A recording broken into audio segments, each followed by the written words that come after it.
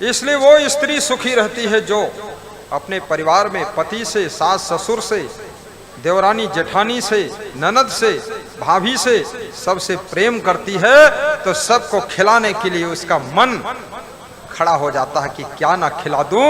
और जहां पर दूसरों की सेवा होती है वहां पर स्वर्ग की स्थापना हो जाती है।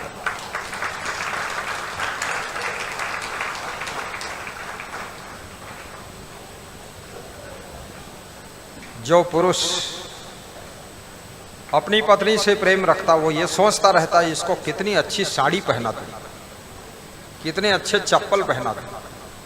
कई पतियों ने अपनी पत्नी से कहा ये साड़ी पुरानी हो गई, अब किसी को दे दो, तुम नई खरीद लो चल के, जैसी इच्छा हो वैसी ले लो। याद रखना, प्रेम देना चाहता है, प्रेम खिलाना चाहता है, प्रेम अपना सुख भी अपने प्रेमी को देकर सुखी होता है। इसलिए एक माता जब बच्चा बिस्तर पर यूरिन कर देता है तो उसको उठा करके जिधर बिस्तर सूखा है उधर लेटा देती है और जिधर गीला हो गया है उधर खुद लेट जाती है। जिससे तुम प्रेम करते हो उसको तुम सुख देना चाहते हो और उसका दुख तुम लेना चाहते हो। प्रेम की यही परिभाषा होती है और इसी प्रेम के लिए कबीर साहब कहते हैं 2.5 अक्षर प्रेम का पढ़े सो पंडित होए।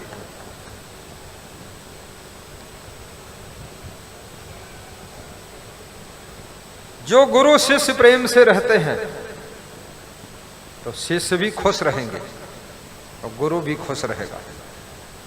और दोनों के बीच में अगर प्रेम नहीं है तो शिष्य ऐसे मुंह बनाएगा जैसे रावण का मुंह, और गुरु भी ऐसा मुंह बनाएगा जैसे कुंभकर्ण। दोनों के लिए दोनों खतरा है।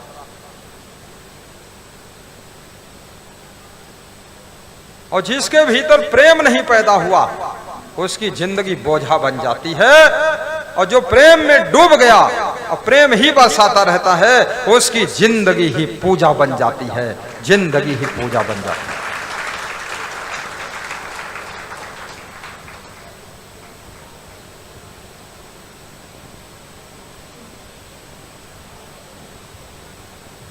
घर भी सुंदर बनाओ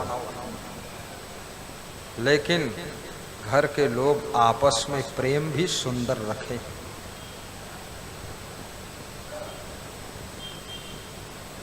प्रेम से जो लोग रहते हैं उनकी आयु बढ़ जाती है। जिनके घर में बहुत प्रेम है आपस में उस घर के लोगों को टेंशन नहीं होती। और प्रेम की पहचान है, क्या पहचान है? जब सच्चा प्रेम आपके अंदर होता है तो जिससे प्रेम है उसको खुश करने के लिए किसी भी चीज का त्याग करने में तुम कभी कमजोर नहीं रहते हो। तुरंत बीड़ी छोड़ देते हो, तुरंत गांजा छोड़ देते हो, तुरंत शराब छोड़ देते हो और तुरंत आलस्य भी छोड़ देते हो और तुम अच्छे अच्छे गुणों को धारण कर लेते हो। इसलिए याद रखना, प्रेम रखते हो तो बुराइयां भी छोड़ो तो प्रेम पुष्पित और पल्लवित होता रहेगा।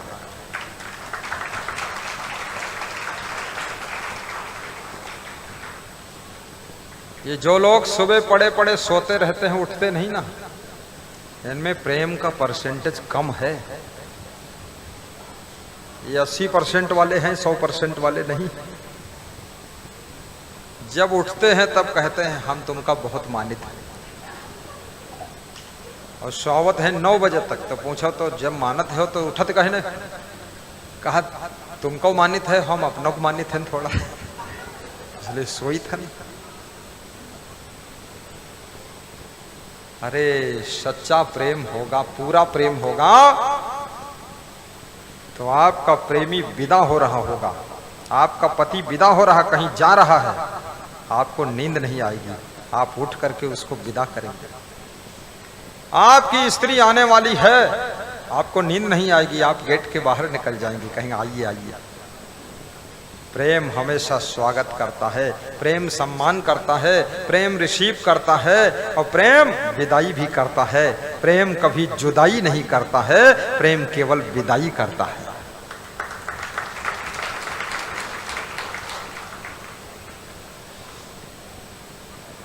मैं जयपुर गया था, राजस्थान।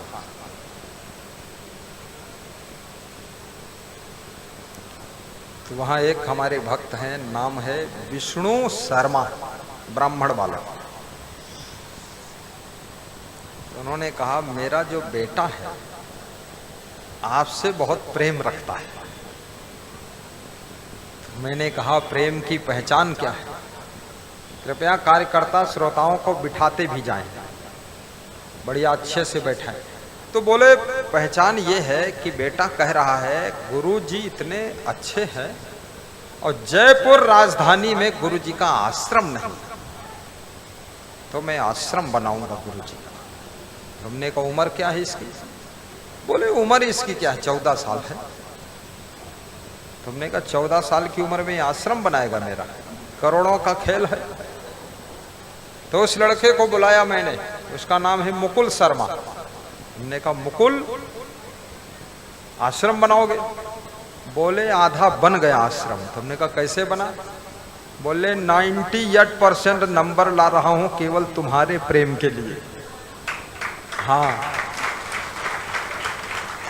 क्योंकि हमारे पापा ने कहा बेटा मैं तो इतना धन नहीं कमाऊंगा जो गुरु का आश्रम बना पाऊं, लेकिन तू बनाना चाहता है तो पढ़ाई कर मन लगा कर।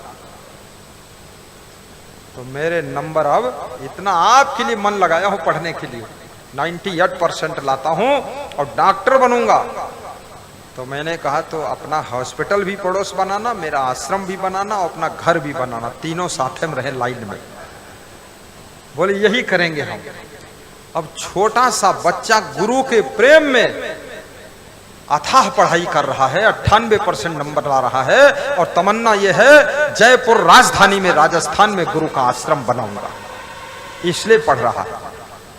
यदि आप बच्चा यही सोच ले, बेटी यही सोच ले कि अपने माता पिता को हम बहुत अच्छे मकान में रखेंगे, उनके लिए अच्छा मकान बनाएंगे, उनके लिए अच्छी गाड़ी लाएंगे, तो इसी तमन्ना के लिए वो पढ़ाई शुरू कर सकता है और नंबर 1 पर निकल सकता है और आगे बढ़ सकता है और एक दिन बाप को अच्छे मकान में रख सकता है।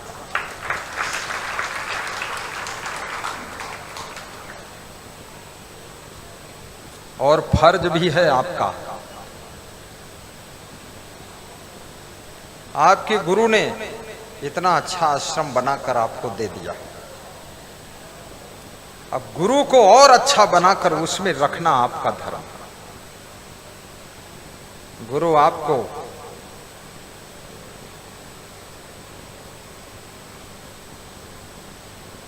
इतना सुंदर पेड़ों का बगीचा लगा कर दिया है, शिष्यों का धर्म है उस बगीचे को हरा भरा रखें, बगीचे को उजड़ने ना दे।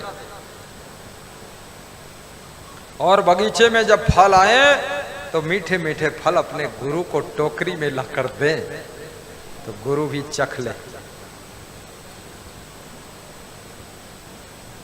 जो दूसरों का ख्याल करता है, प्रेम की प्रथम पहचान है जिससे प्रेम होता है उसका तुम ख्याल करने लगते हो, उसकी फिक्र करने लगते हो, उसका ध्यान करने लगते हो, उसके खाने पीने की भी चिंता होने लगती है कि उन्होंने खाया कि नहीं खाया, बिस्तर मिला कि नहीं मिला, ये फिक्र होने लगती है।